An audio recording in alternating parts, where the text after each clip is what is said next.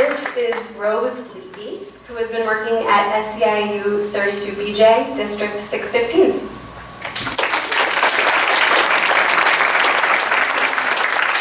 Hi everyone, so I work here, like Chloe said.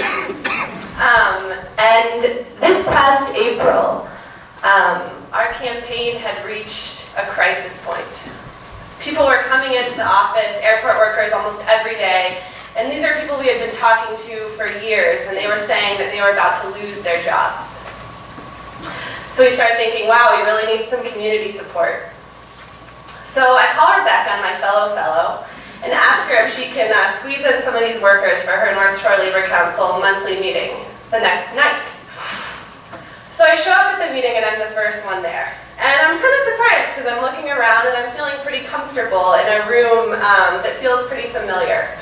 So there are teachers, there are nurses, there are factory workers, and older working class white folks. And these are people that really reminded me of people that I had grown up with through my dad's work at the Texas AFL-CIO.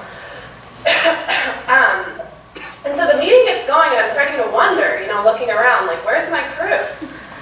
And just minutes before our slot on the agenda, all of a sudden I hear these loud footsteps and voices shouting in Spanish, and young Dominican and Puerto Rican workers pile into the union hall, and the room looks really different. No one wants to speak to this audience that to them looks really unfamiliar, and people are sort of looking at me like, what are we doing here? And after a long pause, Angel Rivera stands up and he steps forward and he starts to talk. And he talks about not having gloves to clean airplanes. He talks about being fired for trying to fight for the union.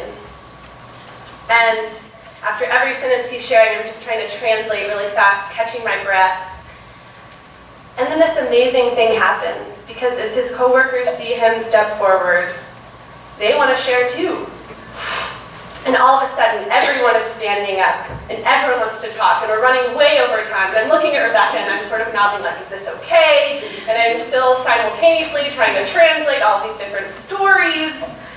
And people are interjecting, and they're saying, what do you mean you don't have a break in a 10-hour shift? Or what do you mean that you're being forced to repeat your senior year of high school because your boss forces you to stay at work so you've missed so much school? And so everyone shares. We're way over time. And suddenly this wild thing happens, and everyone in the audience stands up in this ovation for these workers who are just beaming.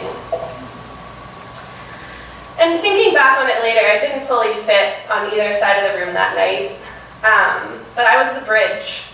Literally, I knew English and Spanish, but I'd also spent every Labor Day growing up at fish fries with folks just like the Labor Council members, and I've been fighting alongside these workers for a while.